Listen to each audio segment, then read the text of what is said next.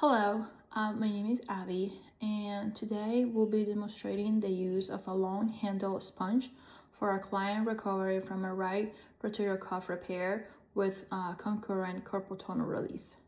The client, Alice, is right hand dominant and currently unable to actively use her right upper extremity. She reported significant difficulty with bathing due to pain, limited shoulder range of motion, fear of falling, and the challenge of completing hygiene tasks using only one hand. While she has successfully used a shower chair and a handheld shower head for safety, she continues to experience difficulty washing certain areas of her body, especially the back, lower extremities, and under the surgical arm. The long handle sponge was selected to reduce the need for shoulder elevation, reaching, and twisting, while promoting independence, safety, and energy conservation during bathing. When training the patient in the use of the long handle sponge, first I will educate the client on how to safely hold the long handle sponge using her non-surgical left hand. The sponge handle allows the client to reach without lifting the arm overhead or placing a strain on the surgical shoulder. While seated on the shower chair, the client can apply soap to the sponge and gently wash areas that are difficult to reach with one hand, such as the back, lower legs, feet, and the non-surgical underarm. The long handle allows the client to maintain upright posture and avoid excessive trunk twisting or shoulder movement. For hygiene, under the surgical arm, the client can lean slightly forward and allow the right arm to hang passively while using the sponge to clean the area without lifting the arm. The sponge can then be rinsed using the handheld shower head. Through the training, I will cue the client to move slowly, avoid pushing into pain, and maintain balance while seated. On the video that I'm going to show next, we will see the client performing this activity. He was trained before doing the video on how to complete the shower using the long handle shower sponge, and he successfully completed on the video.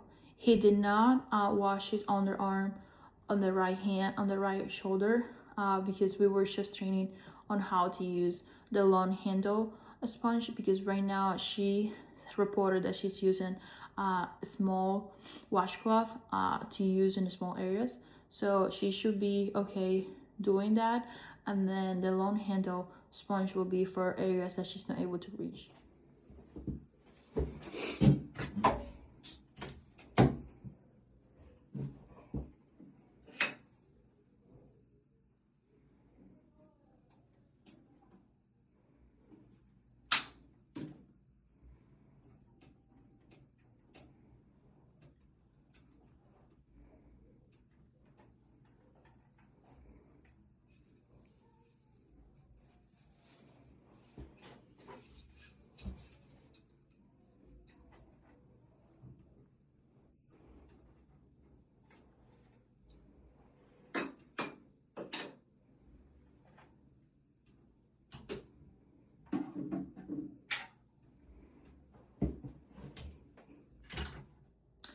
Some of the advantages from using the long handle sponge can be increased bathing independence.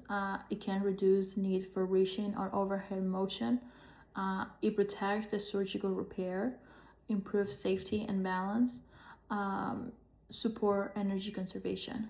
And some of the disadvantages of using it can be reduced precision for small areas, requires practice to feel comfortable, possible grip fatigue with prolonged use due to the carpal tunnel, and may not fully replace the washcloth for all tasks. Now, if the device is not effective, we can modify the positioning of the patient. We can alternate between sitting and standing for some of the areas that are hard to reach, because even though she has a surgical the surgery on the shoulder, she can stand and she can do mostly all the activities standing. It's just more comfortable for her to shower sitting.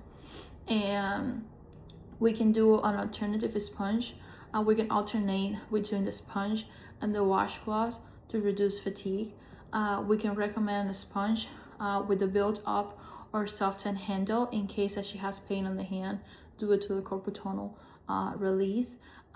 Provide additional training in pacing and sequencing, and temporary caregiver assistance if needed, and gradually upgrade bathing tasks as range of motion improve.